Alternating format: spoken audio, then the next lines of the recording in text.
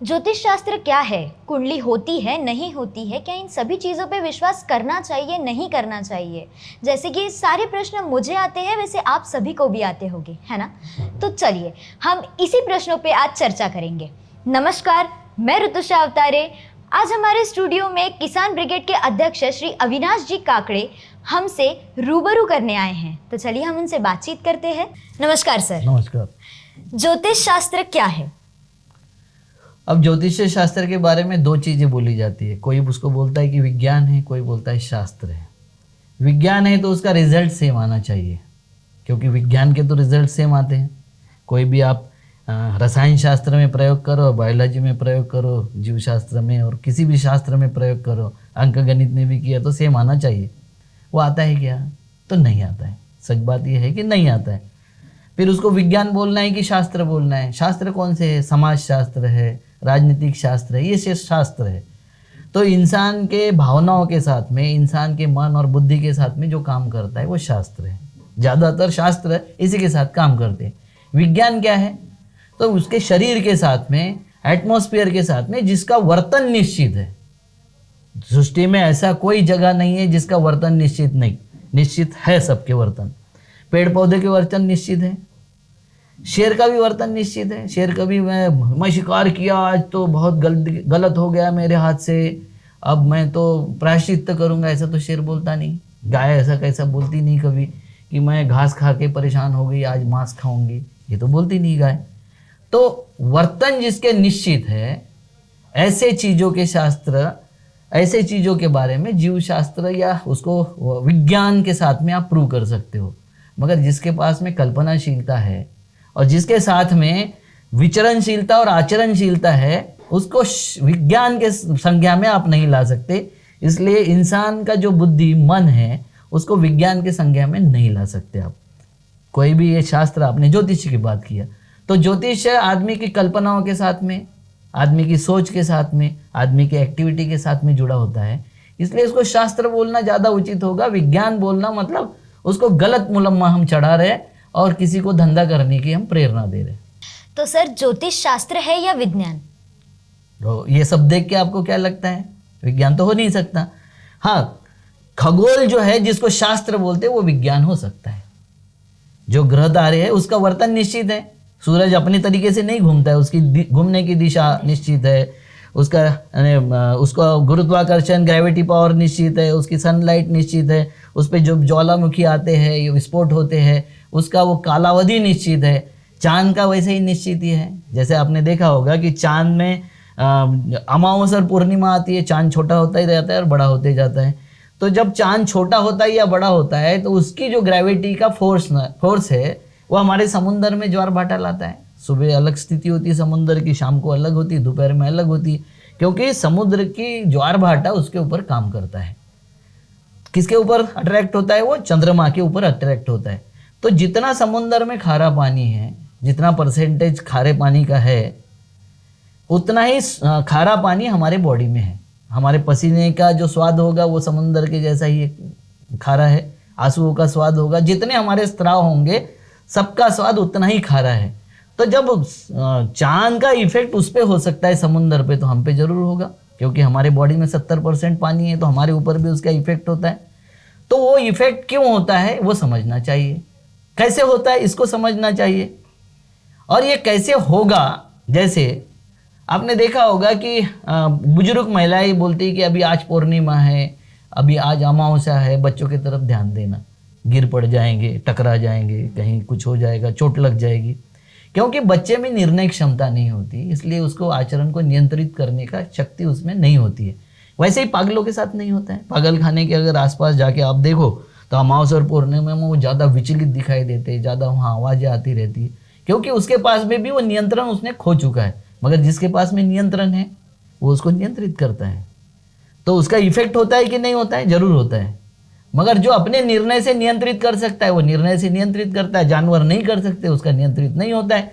समुद्र नियंत्रित नहीं कर सकता, उसका नियंत्रित नहीं होता है। पेड़ पौधे नियंत्रित नहीं कर सकते, इसलिए उसके नियंत्रित नहीं होता है। वो नेचर के साथ में खुद को बैलेंस करके चलता है। सर, भविष्य नामक चीज होती है या नहीं होती है? देखो, ग्रह तारों का प्रभाव हम पे होता है। जैसे आपका जन्म हुआ होगा, मेरा जन्म हुआ होगा, तो आपके ये कैमरा तो लेटेस्ट कैमरा है, इसमें चिप कार्ड वगैरह वो सब डाला है। पुराने जो कैमरे थे वो रोल वाले कैमरे होते थे, और वो रोल वाले कैमरे आपको डार्क रूम में ले जाके फिक्स करना पड़ता था। अगर उसको लाइट लग गई बाहर तो क्या होता था, वो डार्क हो जाती थी फिल्म, उसमें कुछ दिखाई नहीं देता था। वो फिक्सर में डाल के फिक्स करना पड़ता था कि भाई इतनी लाइट अब इसको देना है, इससे ज़्यादा लाइट इसने एक्सेप्ट नहीं करना चाहिए, इसलिए उसको डार्क रूम में ले जाते थे और पर्टिकुलर केमिकल में उसको डुबा के फिक्स किया जाता था। जैसे मेरे माँ के पेट से मैं बाहर आया या आप बाहर आई, उस वक्त हमारा फिक्सेशन हो गया, लाइट के साथ में, एक्सपोजर के साथ में हमारा फिक्सेशन हो गया। वो क्षण बहुत महत्वपूर्ण होता है। जब कुंडली आपकी तैयार करते हैं तो ये पूछा जाता है कि आपका जन्म कहाँ हुआ, कितने बजकर कितने मिनट पर हुआ, कौन से तारीख को हुआ, ये पूछा जाता है। क्योंकि वो तारीख में चंद्रमा की स्थिति क्या थी, कर्कवृत्त और विषुववृत्त के अनुसार उस स्पॉट पर चंद्रमा की स्थिति क्या थी, सूरज की क्या थी, मंगल की क्या थी, गुरु की क्या थी, उसको कैलकुलेट करके उसका प्रभाव निगेटिव था, पॉजिटिव था, वो सारा प्रभाव के साथ में आपका जन्म होता है। तो उसके जितनी भी बातें होगी वो आप पे हर वक्त इफेक्ट करते ही रहेगी, उसमें किसी को शंका रखने की जरूरत नहीं है। ग्रह तारे इफेक्ट करते ही है, समुंदर पे करते हैं, सब पे करते हैं, तो हम पे क्यों नहीं करेंगे, हम भी तो उसी सृष्टि का ये है अंश है। और हमारा सबकी निर्मित तो सूरज से हुई है, क्योंकि सूरज से पृथ्वी बनी है और पृथ्वी से हम बने हैं। तो हमारे बीच में भी, हमारे शरीर में भी सारे जो तत्व है, आप, तेज, वायु, आकाश, प्रकाश, ये सारे तत्व हम में भी है। तो उसका एक दूसरे के साथ कनेक्शन है। और ये कनेक्शन कैसा होता है, अमेरिका में भी कुछ दुर्घटना हो जाए हमको बुरा लगता है कि नहीं? तो चेतना लेवल पर हम कहीं ना कहीं सृष्टि के साथ जुड़े हुए, व्यक्ति के साथ जुड़े हुए, आदमी के साथ जुड़े हुए, जानवरों के साथ जुड़े हुए, सबके साथ में हम जुड़े हैं, हमारा जुड़ाव है उससे। इसलिए हमको ऐसा लगता है कि वहाँ कोई मर गया, हमारा तो कोई नहीं है, मगर बुरा लगता है ना। पेड़ भी कोई काट रहा होगा तो बुरा लगता है कि नहीं लगता है? बिल्कुल क्यों लगता है? क्योंकि वो हमारी कनेक्टिविटी है उसके साथ में। तो सर क्या कुंडली, जन्म कुंडली पे विश्वास करना चाहिए? बिल्कुल नहीं करना चाहिए। कुंडली, जन्म कुंडली पे विश्वास करने की जरूरत नहीं है, क्योंकि कुंडली सही हो सकती, प्रिडिक्शन कभी सही नहीं हो सकता। जैसा आपके कुंडली में लिखा है कि इस वक्त आपका ब्रेन मंगल के नियंत्रण में होगा, या सूरज के नियंत्रण में होगा, या गुरु के नियंत्रण में होगा, मगर आप पे इफेक्ट करने वाले और भी तत्व हैं। जैसे आपने तय किया कि यहाँ आना है तो बाय ट्रेन आना है, बाय बस आना है, बाय स्कूटी आना है। अब आपके कुंडली में लिखा है दुर्घटना योग, और आप तो ट्रेन से आ गई, तो सबके इसमें तो नहीं लिखा है और ट्रेन में भी नहीं लिखा है, तो आपका वो उस वक्त का दुर्घटना टल जाती है। इसलिए आपके निर्णय पर, जो करने वाले, उसके ऊपर कितने लोगों का इफेक्ट होता है, आपके प्रभाव कितने लोगों का है, उस सब की कुंडली एक साथ जांचे बिना तो निर्णय हो नहीं सकता, प्रेडिक्शन हो नहीं सकता। इसलिए कुंडली है सही है, ग्रह तारे सही है, मगर उसका प्रेडिक्शन गलत है, वो धंधा है, वो आपको डराने का काम है। प्रेडिक्शन किसी का नहीं हो सकता, और प्रेडिक्शन जो होगा उसमें कोई निश्चितता नहीं है, वो साइंस नहीं हो सकता है। वो शास्त्र जरूर हो सकता है, साइंस नहीं हो सकता है। साइंस मतलब उसने बताया 2 और 2 4 होंगे तो 4 होना चाहिए, वो होते नहीं। 36 गुण मिलाने से बहुत अच्छा मैच्योर पेयर बनता है, ये जो बताया जाता है। तो राम और सीता के 36 गुण मिले थे, ना उनकी शादी ढंग से चली, ना उनका बच्चों का प्रेम मिला, ना उनको राज्य का सुख मिला, किसी तरीके का सुख नहीं मिला। तो वो कौन ज्योतिषी है जिसने 36 गुण मिलाया था? तो ये मिला के उसका भविष्य करने वाला गलत है, वो धंधा कर रहा है। मगर हाँ, सूरज अपना काम कर रहा है, चांद अपना काम कर रहा है, ग्रह तारे अपना काम कर रहे हैं, और वो निश्चित गति से काम कर रहे हैं, निश्चित तौर पे काम कर रहे हैं। सर क्या कोई भी शुभ कार्य करने से पहले ज्योतिष का राय लेना जरूरी है? क्यों? जब उसको कुछ समझता ही नहीं। ज्योतिष को मरते हुए देखा कि नहीं आपने? ज्योतिष की हत्या होती हुई देखी कि नहीं? नहीं। कई जगह हुई। अभी कर्नाटक में एक ज्योतिष की हत्या हुई है, वास्तुशास्त्र की हत्या हुई है। उसको उसका ज्योतिष नहीं समझता है, क्योंकि प्रिडिक्शन तो कोई नहीं कर सकता। अभी मैंने जो आपको बताया कि प्रिडिक्शन नहीं हो सकता है, तो प्रिडिक्शन नहीं हो सकता तो किससे पूछने जा रहे हो? क्यों पूछ रहे हो ये सब बातें? आपकी मानसिक स्थिति ठीक है कि नहीं, आपके परिवार की मानसिक स्थिति ठीक है? ज्योतिष से ज्यादा आप जानोगे कि वो जानेगा ज्योतिष? कौन जानेगा? आपकी संपत्तिक स्थिति कैसी है, आपकी मानसिक स्थिति कैसी है, आपके परिवार का टाई कैसा है, जहां आप शुरू करने जा रहे हो वहां की परिस्थिति कैसी है, ये आपको पता है? उस ज्योतिष को पता है? किसको पता है? मुझे पता है। तो निर्णय आपका होना चाहिए।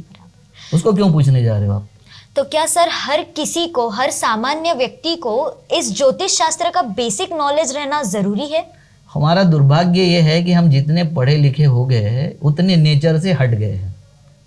आपको पता है कि अंडमान निकोबार में जब सुनामी आई थी तो एक भी आदिवासी नहीं मरा, और जितने पढ़े लिखे थे सब मर गए, क्योंकि समुंदर से खतरा आने वाला ये आदिवासियों ने जांच लिया था।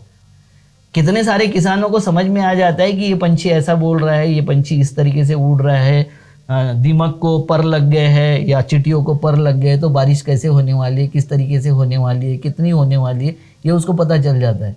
शहरियों को नहीं चलता है पता, क्योंकि हमको निसर्ग जो पढ़ना है, जो नेचर की हलचल पढ़ना है। आपने कई जगह देखा होगा कि शेर के साथ में सामने सामने खड़ा रह जाता है आदिवासी, उसको समझता है कि ये क्या करने वाला है। वो आदिवासियों पे हमला नहीं करता, क्योंकि कब हमला करेगा और कब नहीं करेगा वो उसके शारीरिक हाव भाव से और उसके हलचल से आदिवासी समझता है। हम मूर्खता कर देते तो वो हमको मार डालता है। तो नेचर को समझने की ज़रूरत है, ग्रहदारों को समझने की ज़रूरत है, हमारे सराउंडिंग को समझने की ज़रूरत है। मात्र किताबी कीड़े जब होंगे तो आपको भयभीत करने वाली एक और जमात निर्माण होगी और वो आपको भयभीत करेगी और आपके भय का धंधा किए बिना नहीं रहेगी। इसलिए कोई प्रिडिक्शन कभी नहीं कर सकता, ये बिल्कुल ध्यान में रखो। और हमको नेचर के साथ में जीना सीखना चाहिए। अब आपको बारिश में बादल दिख रहे हैं, छाता लेके निकलोगे कि नहीं निकलोगे? निकलेंगे, नहीं निकलोगे तो क्या होगा? भीग जाएंगे। आपको धूप दिखाई दे रही है कि अब सनशाइन जोर से हो रहा है, सुबह निकल गए तो आपको धूप नहीं दिखाई दी, मैं दोपहर में क्या वही स्थिति रहेगी? नहीं। तो फिर हमको ये तो समझना ही चाहिए ना। जितना तुम माइन्यूटली नेचर को समझोगे उतना तुमको किसी की जरूरत नहीं रहेगी, आप नेचर के साथ में जियोगे। जी बिल्कुल, धन्यवाद। जैसे कि सर से बात करके हमें बहुत सारी जानकारी मिली है। अगर आपको भी कोई सवाल आता है तो आप प्लीज हमें कमेंट बॉक्स पे लिखिए, हम आपके प्रश्नों को भी हम हमारे चर्चाओं में शामिल करेंगे। धन्यवाद।